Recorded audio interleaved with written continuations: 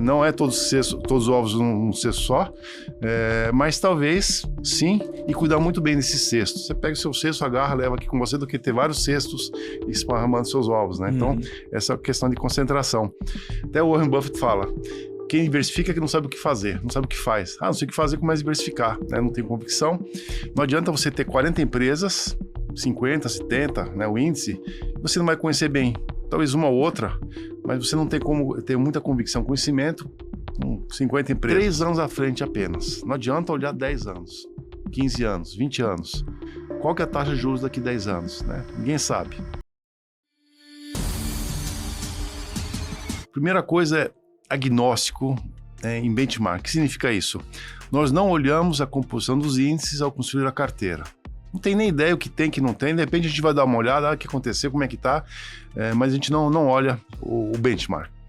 Segunda coisa é concentração com elevada convicção. Então, não adianta você ter 40 empresas, 50, 70, né, o índice, você não vai conhecer bem. Talvez uma ou outra, mas você não tem como ter muita convicção, conhecimento com 50 empresas. Então, hoje na Trígono nós temos investidas mais ou menos 30 empresas, né? Talvez um pouco mais, só que as 10 principais representam 85% de todos os ativos sob gestão da Trígono. Portanto, alta convicção, elevada concentração. Tem gente que fala: não, mas concentração aumenta o risco. Aí já é uma quebra de paradigma, né? Até o Warren Buffett fala: quem diversifica é que não sabe o que fazer, não sabe o que faz. Não sei o que fazer, começa a diversificar, né? Não tem convicção. Então, para nós, a concentração é uma forma de reduzir risco, porque o risco é você escolher mal. Eu sempre brinco, né? Eu vim lá do campo, né? Minha família.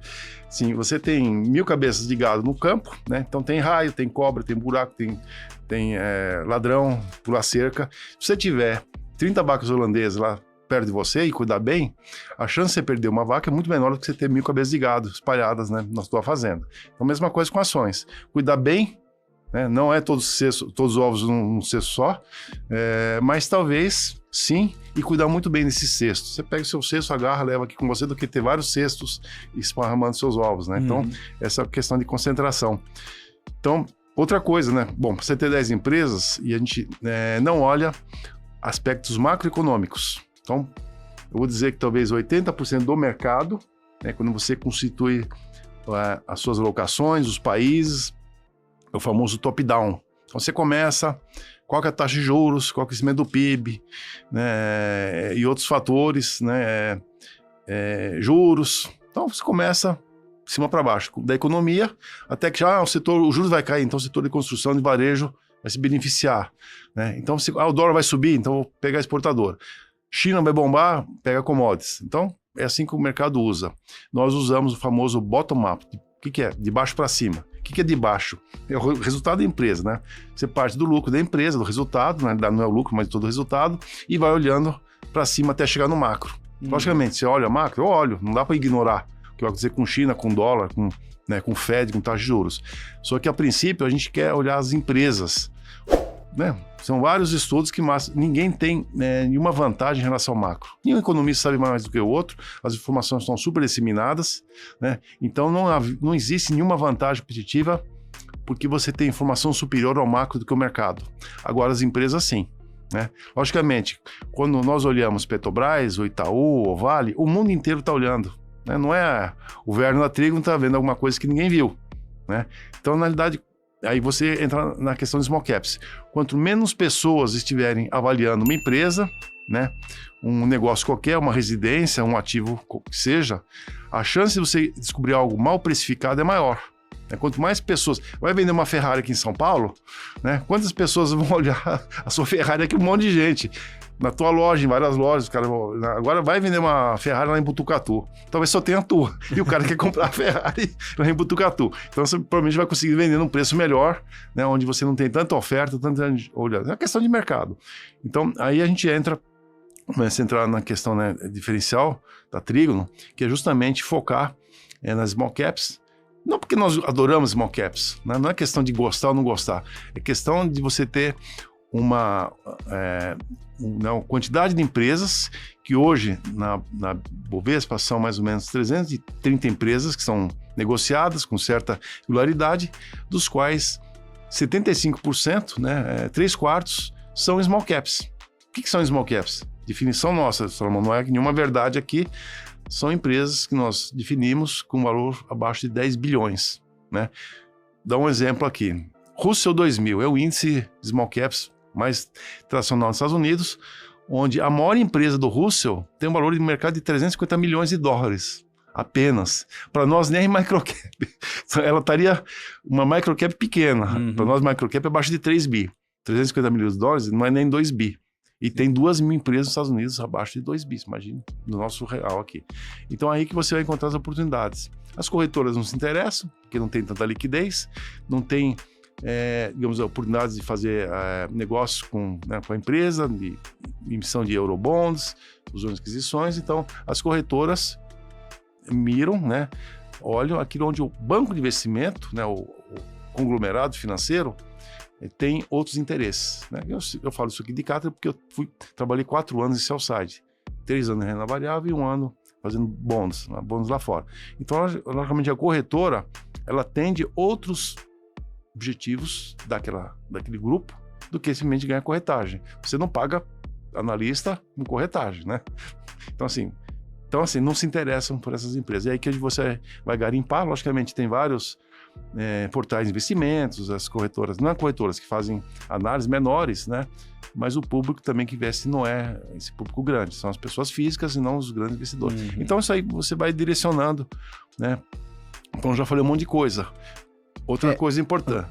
Desculpa. Não, pode falar mais. Aí outra coisa diferente, né, que a gente aprendeu, que foi a forma como nós avaliamos as empresas. O mercado olha basicamente 2 formas, que é o fluxo de caixa descontado, o famoso DCF, né, que é bastante usual, né, ou também que pode ser usado como DDM, Discount Dividend Model, é a mesma coisa, só que você avalia os dividendos, que a Legg Mason, onde a gente foi associado lá, usava o DDM, e múltiplos, né, e o mais fácil é EBITDA, que é talvez um dos piores que existe, né, só que é muito mais fácil você pegar o EBITDA, né, e o valor do mercado mais a dívida líquida, você vai chegar no EV, chegou no múltiplo, facinho, não tem muita... Faz uma linha, né, uma média, que já é um grande erro, você faz uma média, só que essa média pega os juros de 14% e os juros de 5%. Mas é 6 vezes o múltiplo. Mas 6 vezes quando? Então essa média devia ser móvel de acordo com taxa de juros. Só que o mercado faz uma reta, não, tá abaixo da média, tá barato, tá acima, tá caro. Então a gente usa o valor econômico adicionado, o EVA, em português, né, o Economic Value Added, ou valor econômico criado, né, que nosso querido amigo professor Malvesi usa, né, o VEC, né, o EVA é uma marca registrada da Stern, hoje é Value Management, mas é Stern Stewart que criou esse termo. Então, depois eu explico o que é. Então, vamos lá. Eu até a gente já pode entrar nisso agora, porque você foi falando basicamente um pouco dos princípios e até dos filtros que você faz. E aí, feito isso, como é que você analisa a empresa? Como é que você chega à decisão de investir Portanto, a gente pega... Eu não tenho a verdade.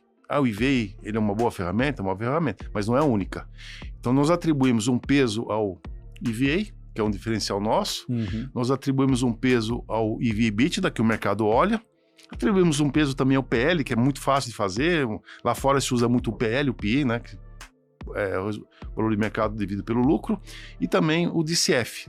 O mercado também olha. Então, nós atribuímos diferentes pesos para essas 4 formas de avaliar a empresa. E aí você vai chegar num valor X, né? O preço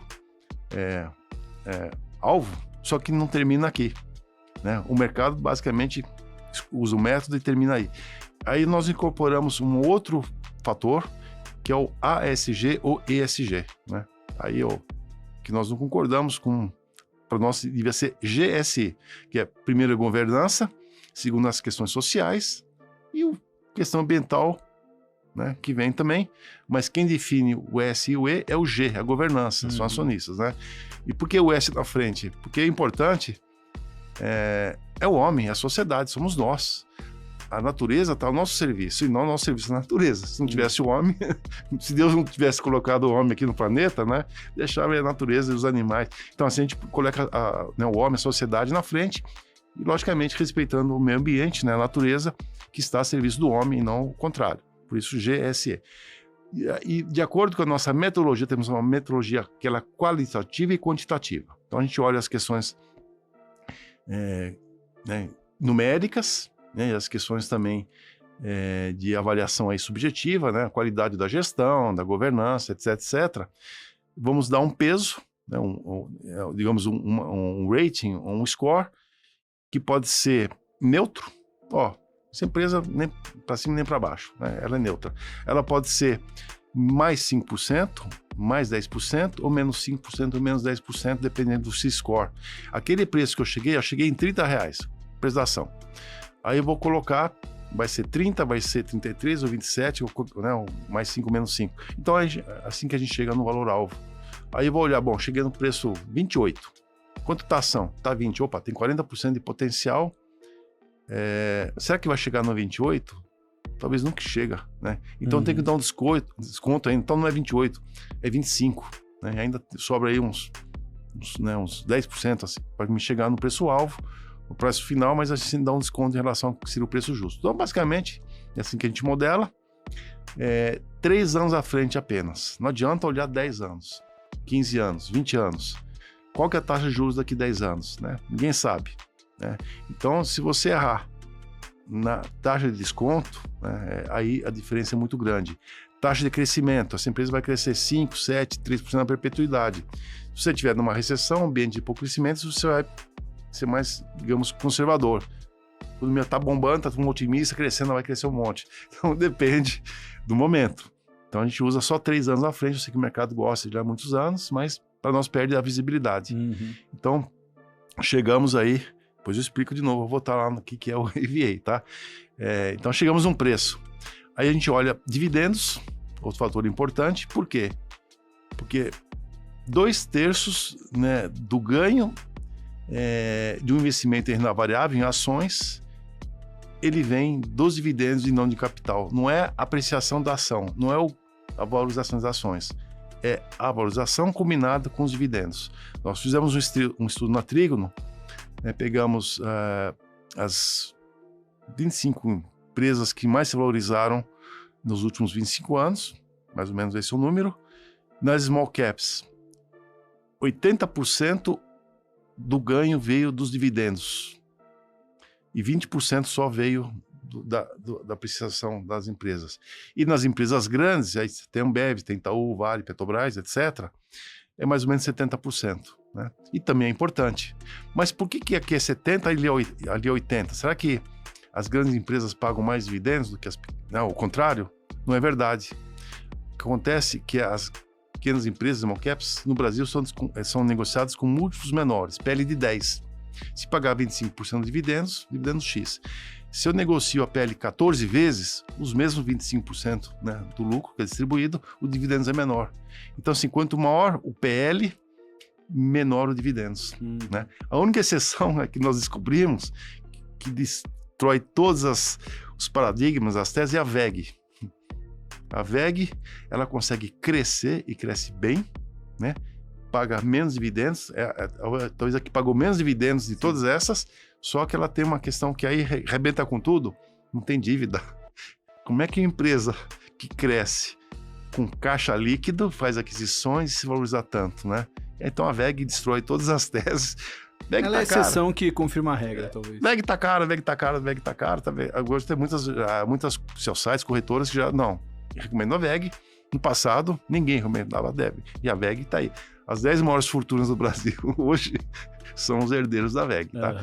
Então, dividendos importantes, né? O Jeremy Siegel, né, com aquele livro, o famoso livro Investimento de Longo Prazo, ele mostra 200 anos de pesquisa nos Estados Unidos, o mercado mais, digamos assim, vamos dizer perfeito, mas o mercado mais arbitrado, né? Todo mundo olhando, uma história longa, com guerra, com crise 29, tudo quanto é período, ele chega nos dividendos. Nos Estados Unidos é mais ou menos 60%, tá? É menos porque eles têm imposto, nos Estados Unidos dá menos peso aos dividendos, mas o mundo... nós temos um estudo do Nordbank, que contratou o Morgan Stanley, né, o famoso MCI, avaliou o mundo e o resultado foi 2/3, por isso, em 20 anos. Muito parecido com o que nós chegamos aqui no Brasil, tá? Bom, então, a segunda vértice, né, é os dividendos, e o terceiro, que aí já entrou no ESG. ESG, você acredita que gera valor no Brasil? O mercado não paga ESG, não paga. O mercado não está nem aí, desculpa, o pessoal fala, né? Na verdade, para a gente, o ESG é uma rede de proteção, uma tela de proteção. Porque se tiver problema de governança, problema ambiental, problema social, algum escândalo, a gente tem, de certa forma, se proteger. Você acreditar que uma empresa que tem excelentes práticas de ESG, que o mercado vai pagar mais do que uma outra, que esteja barato, mas não tenha, né? Então, um exemplo aqui, eu falo, é a Vale, né? A Vale, a questão ambiental não está resolvida. Todo dia sai no jornal, ó, Mariana, 170 bilhões aqui, né, o tamanho da confusão. Quanto vale a Vale? Talvez 2 vezes isso. Divide com a BHP, mas vai ser pago de alguma forma. Metade da história. E Brumadinho? Quando é Brumadinho? Essa história terminou? Não terminou. Qual o tamanho? Ninguém sabe. Então, assim, já foi. Outro dia eu vi aqui, final de semana, determinada barragem na Ouro Preto estava risco, né, de ter um problema. Você imaginou um novo problema na Vale, mais uma barragem de rejeito que se... Tiago, você imaginou a chuva de Porto Alegre, do Rio Grande do Sul, se fosse lá no Vale do Aço? Que tragédia que podia ter acontecido lá. E quem sabe onde vai ser essa próxima chuva, né? Já aconteceu 2 vezes lá, né? Por que não a terceira? Olha o histórico. Então, pra gente, o ESG é proteger, né, eventuais ocorrências como essa, né? E também, não estou acreditando que vai acontecer outra com a Vale, só que tem um passivo a ser pago ainda aí, né? Só que você olha as corretoras, o pessoal que vai... Ninguém põe isso aqui na conta, ninguém condena a companhia, ninguém dá um desconto. Tá entre as favoritas do mercado. Então, Petrobras, nada contra a Petrobras, mas é a empresa mais recomendada no mercado, é uma empresa de petróleo, né? Tem muita gente que não investe mais em petróleo. De novo, nada contra a Petrobras. Eu não tenho nada contra o petróleo. Eu invisto em Petrobras, invisto na PetroRio, na PetroRecôncavo, né? Mas, assim, muita gente que se diz SG, assim, o último, meio xiita, tá nem aí.